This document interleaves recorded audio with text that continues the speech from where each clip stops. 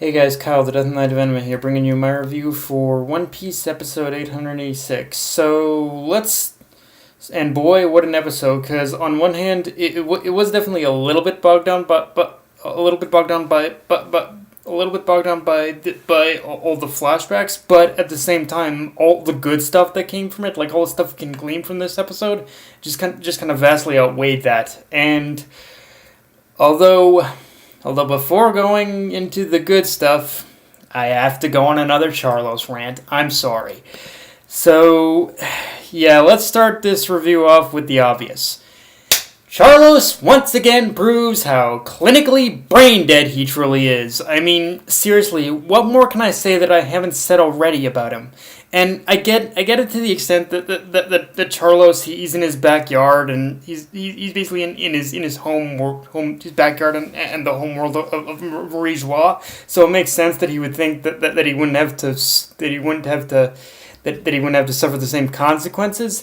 But still, what happened in this episode with Charlos once again proves that his fascination with mermaids truly outshines his non-existent intelligence to the point where it's gotten both, like, every time Charlos is on screen, I find myself saying I find myself pretty much feeling even more dumbfounded than pretty much any time before, and although in this case it was both a feeling of feeling dumbfounded, and I was a little bit creeped out all at once. In fact, you know what? I'm going to go a little further here. Charlos, if you're having such a hard time controlling your little fetish of just loving mermaids so much, just do what everyone else does. Either read some adult merfolk magazines, or watch some mermaid porn and jerk off in private where we can't see you. And don't. And again, I don't. Although I don't know how you'd accomplish the latter in this world, but I'm sure the former exists to some extent. So, yeah, bottom line, I don't care what you have to do in order to control your little fish fetish. Just go away. Thank you and goodbye. Here's hoping we never see your stupid fuckface ever again.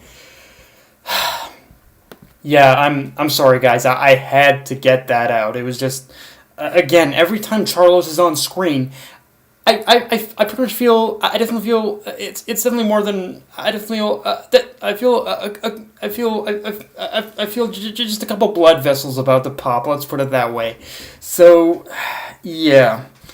Now, having said all that. Now, having said all that, I think the key thing to take away from the whole scene of Charlos trying to enslave Shirahoshi,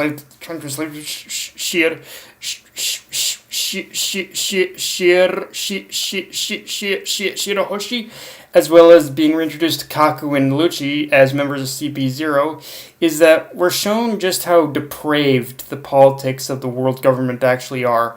Because in this episode, it's shown that not even royalty have the ability to pretty much oppose the power and influence that the world nobles possess, which in itself widens the already large gap that we already knew existed between the world government and the rest of the world, and shows that. And honestly, another thing that this shows is that the level in itself is really nothing more than is just a little bit of a small concession that the leaders of the world actually have. Like the leader of the world, like it's just a farce in order to show that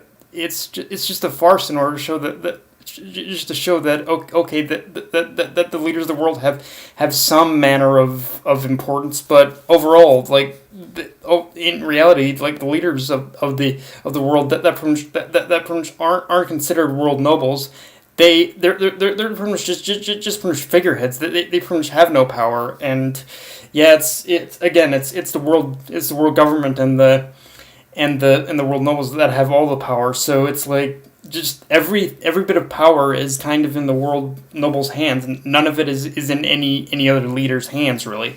Like, again, the leaders who attend this basically level are just again, figureheads. They have no importance or purpose, even though they pretend they, even though they themselves, even though they themselves, even though they themselves more than likely think they do, but they just don't have any power or reason. It's just a kind of it's just all a mask, really, at the end of the day. Now,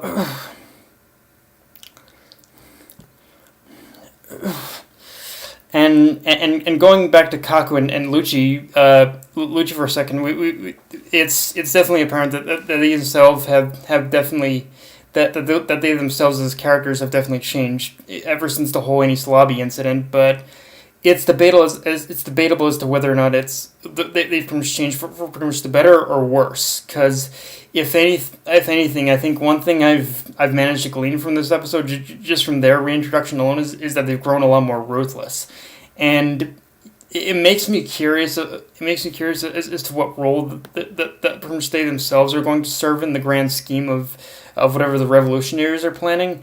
Like, I think it's more than obvious that they're going to serve the government, but in what capacity, I'm curious about. And one thing I'm also curious is that with this development we've seen of them being more ruthless, obviously it raises the question of how much stronger they've gotten as well. Because obviously they basically still have their six powers, but yeah, how much powerful have they honed those powers is the question.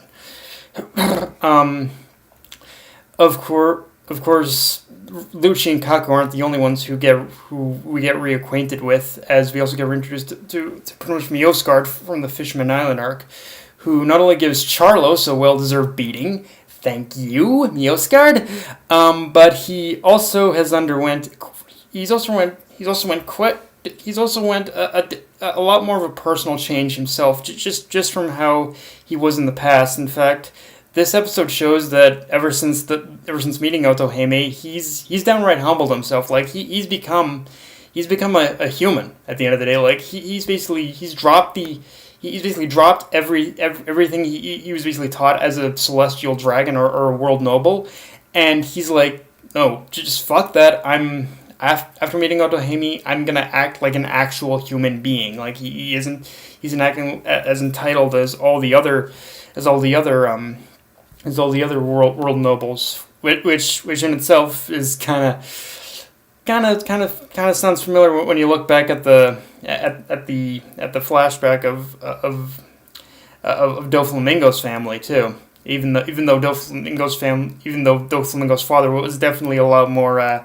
Was definitely just a little bit just a little tiny bit just a little bit unprepared in order to face what was basically what the people actually thought of the world nobles. But yeah, but he has humbled himself, and he probably has taken a lot from pretty much he's probably taken a little bit of a lesson as well from Doflamingo's father.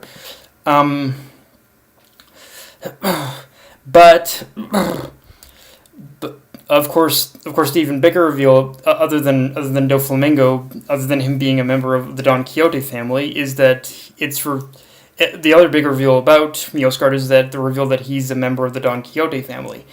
And when you combine these two elements of his character with the fact that Sabo has infiltrated the pretty much levelly, it really makes me think that when the time comes, he's gonna be more than willing to help the revolutionaries out. Which, if that does end up being the case, it could turn into one of the more poetic twists in One Piece when you remember the history and relationship that the Don Quixote family has with the government and the world nobles. Like it's basically just a downright.